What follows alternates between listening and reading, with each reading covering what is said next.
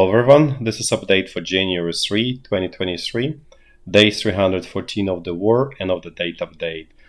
Today going to be again a short update, it's very little news.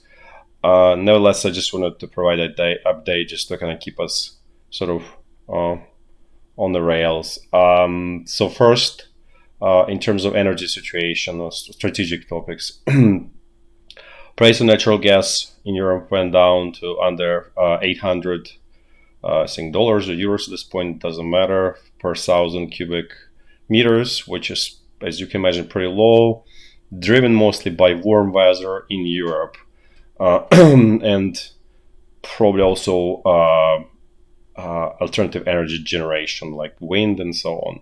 So again, this is not like a, doesn't mean that things are perfect, right? This is just kind of like a, wind blowing in one direction, okay, looks good.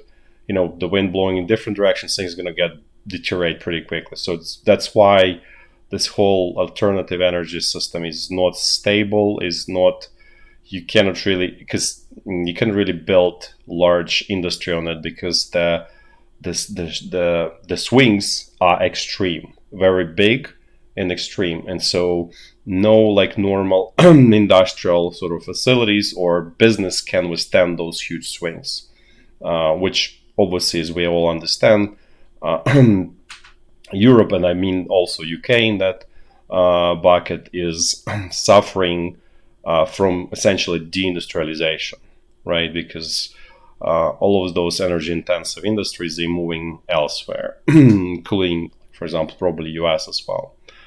So this is one thing. Then there was a couple days news that UK stopped buying Russian LNG, just to kind of completely stop,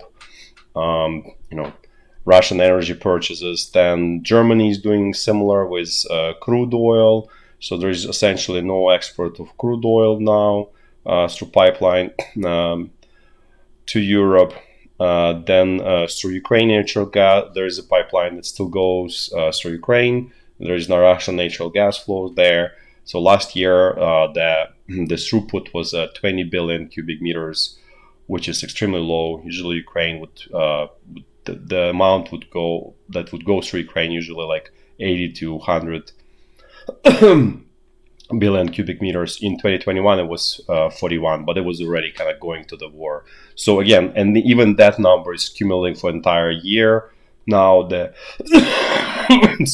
flow goes essentially close to zero. So we could say that the export of energy resources from Russia to Europe is close to a halt. Not saying it's completely. There are probably some exceptions. Some countries are still buying and so on. But for the at large, it's over. It's going to be hard for Russia in terms of natural gas, because it's really hard. All of the sort of infrastructure was designed to pump natural gas to Europe as a consumer. Now that's gone, and you really need infrastructure to switch to different buyers, and it's expensive, takes a long time. Also, it's technology there, which Russia doesn't have. So with natural gas, it's going to be very problematic for Russia.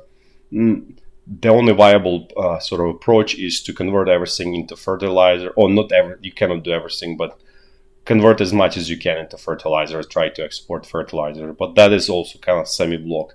So that situation is difficult.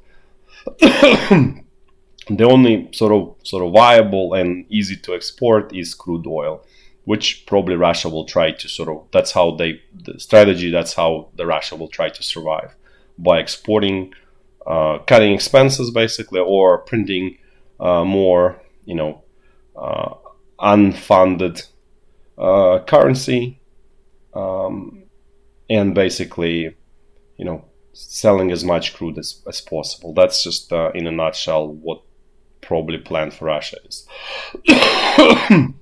So now let's switch quickly to let's do a quick walk through the front line.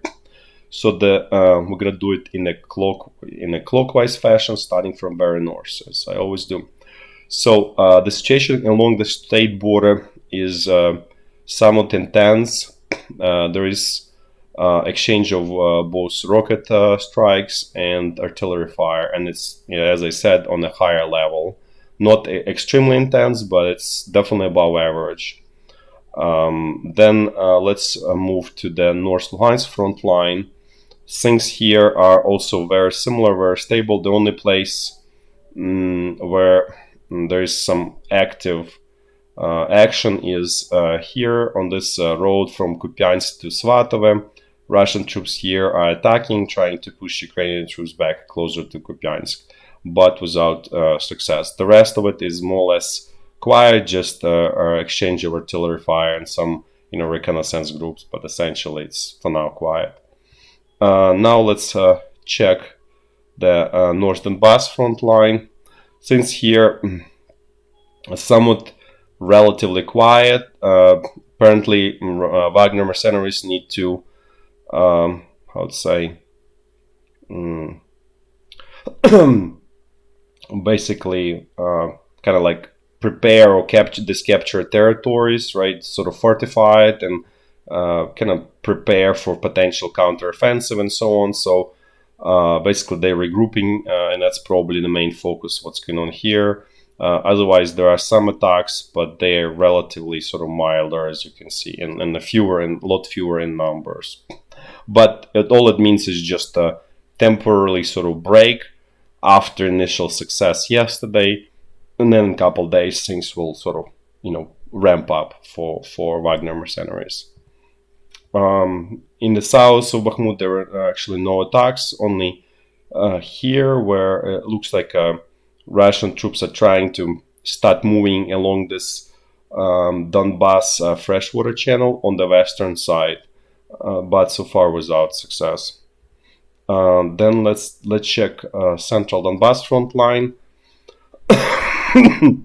So here situation is somewhat I would say unusual, because it's very concentrated attack here in Marinka, really attempt to finally punch through Ukrainian defenses. You can see the attacks were in 3 places, and then Novomikhailivka is kind of connected.